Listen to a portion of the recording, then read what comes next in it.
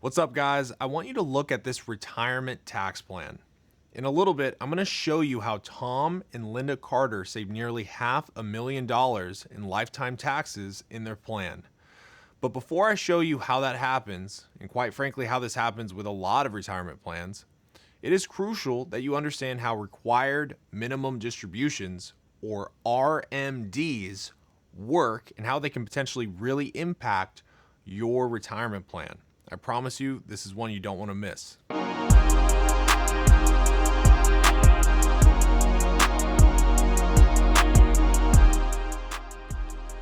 Welcome back, guys. If it is your first time here, my name is John Boyd. I'm the founder of Modern Wealth. At Modern Wealth, we help folks just like you retire early with confidence and address issues like the one that we're discussing today. If you would like a free retirement assessment, then check out the QR code below or the link in the description to get started.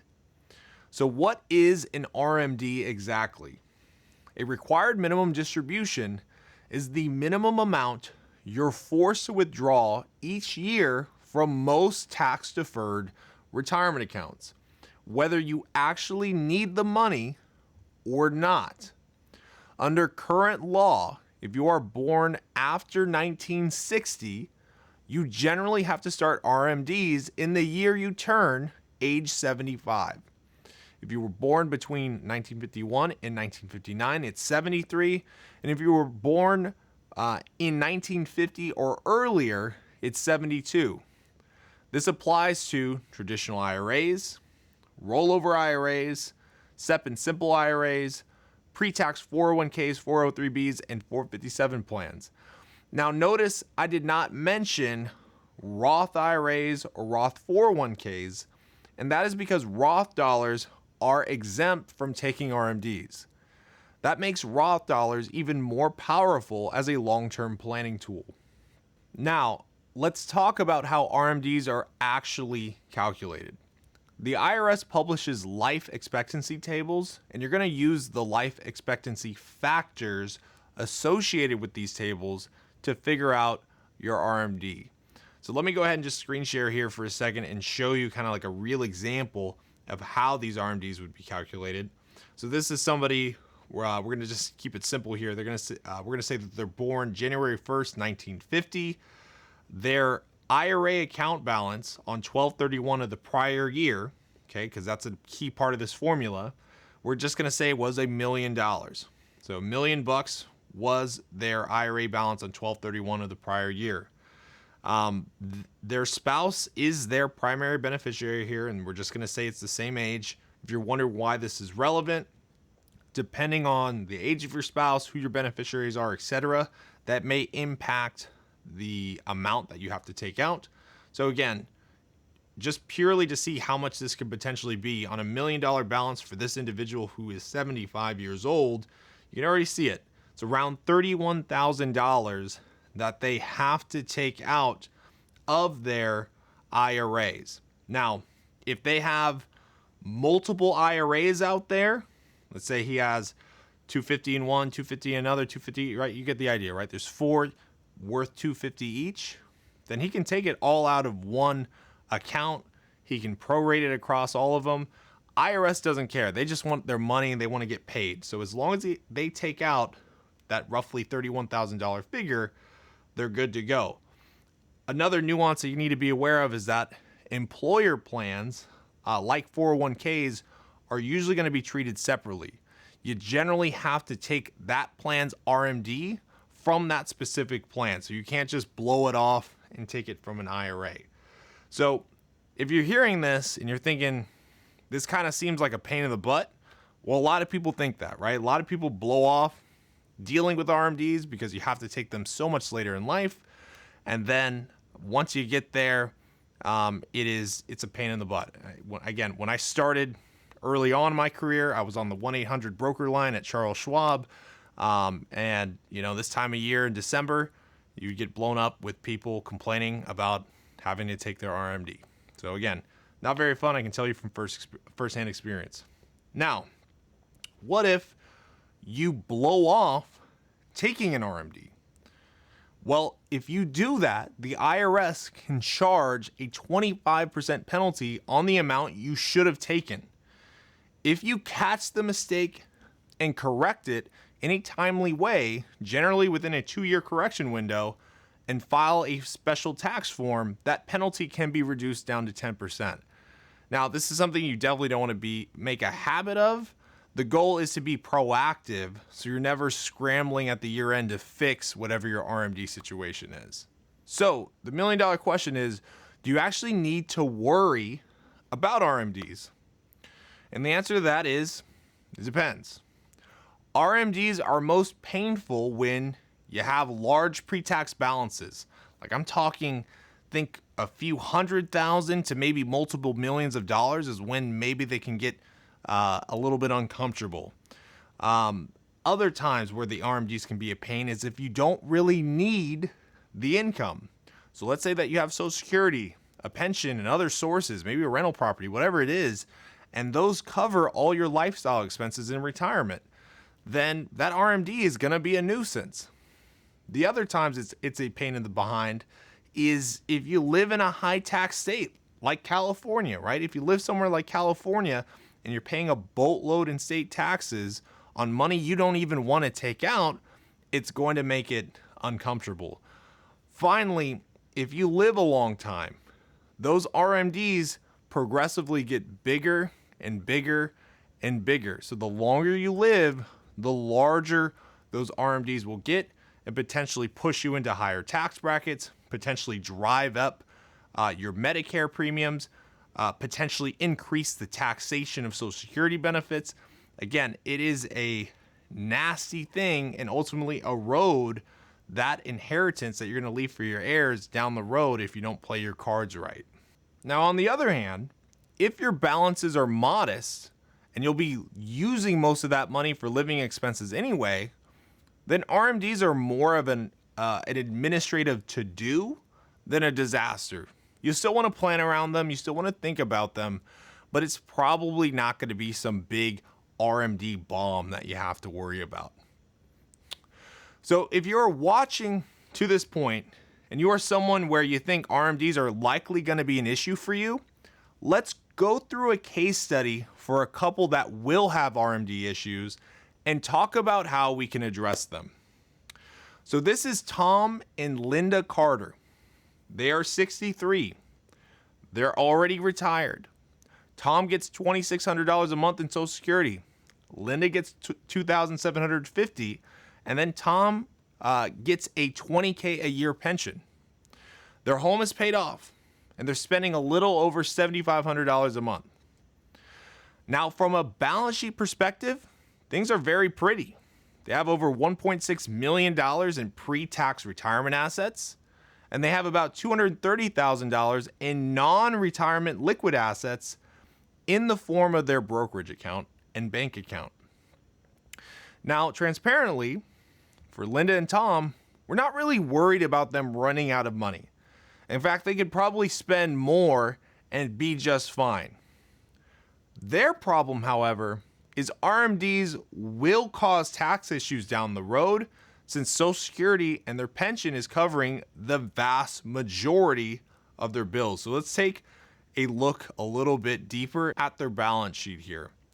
Now, again, I told you, I'm not really worried about them running out of money. Again, they're barely using their assets. And when we factor in inflation and a little bit of portfolio growth, I believe the net return here is around 4.5%. So if they're not spending more than 4.5% of that total portfolio, right, it's going to slowly grow a little bit over time. So again, we've had videos on how this happens. Check them out. But bottom line is their assets are going to grow slowly over time. Okay? They're not really spending stuff down. They could probably spend more, but they're not. Now, once we get here, right, the year 2037, they're both 75. That's when RMDs begin. And notice something here. Look at their brokerage account, right? That's the non-retirement money. Notice how there was a big addition of capital in 2037, then again in 2038, right? That's the RMDs that's flowing out of their IRAs into their brokerage account, and they're not able to spend. So to get a sense of how this would look like, instead of looking at their balance sheet growth, let's actually look at RMD projection. So if we take a look here, look how big these RMDs are.